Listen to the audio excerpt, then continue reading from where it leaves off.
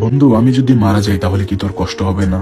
ভালো কথা বলেছিস। তাহলে মারা যাওয়ার আগে আন্টিকে বলে যাস, মা আমি যদি মারা যাই তাহলে আমার বন্ধুদেরকে ডাল ভাতের বদলে বিরিয়ানি খাইয়ে দিও। সালা অনেকদিন হয়েছে বিরিয়ানি খাই না। আরে মজা করছি না, সত্যি সত্যি বলছি। তোর কি একটু খারাপ লাগবে না? না, একটুও খারাপ লাগবে না। তোকে তো আমার মনেই পড়বে না।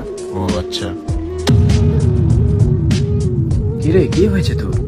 হট করে এরকম মন খারাপ করে আছিস কেন? কিরে, কথা বলছিস না কেন? কি হয়েছে বল আমাকে। আমি আমার জীবনের কোনো মানে খুঁজে পাচ্ছি না। মনে হচ্ছে আস্তে আস্তে আমি সবকিছু হারিয়ে ফেলছি। কেরিয়ার, সম্পর্ক, শান্তি সব যেন বালির মতো হাত থেকে ফসকে যাচ্ছে। তুই কি জানিস শরৎকালে গাছ যখন তার পাতা ঝরিয়ে দেয় তখন কি সে ভাবে সে সবকিছু হারিয়ে ফেলছে? জানি না, হয়তো। গাছ আসলে কিছু হারায় না, সে শুধু তার জায়গা খালি করে যাতে বসন্তে নতুন এবং সতেজ পাতা গজাতে পারে। আমাদের লাইফটাও ঠিক তেমনই। মাঝে মধ্যে কিছু হারিয়ে যাওয়া মানে জীবন শেষ হয়ে যাওয়া নয়, বরং নতুন এবং ভালো কিছুর জন্য জায়গা তৈরি হওয়া। তাহলে বসন্ত আসতে এখনো বাকি?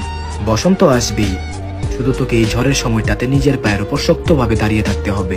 কারণ হারিয়ে যাওয়া মানে শেষ নয় বন্ধু, এটি হলো কামব্যাক করার একটা বড় ইঙ্গিত। আচ্ছা বাবা, বুঝেছি। আমাকে আর জ্ঞান দেওয়া লাগবে না, চল চা খেয়ে আসি। আরেকটা কথা শোন,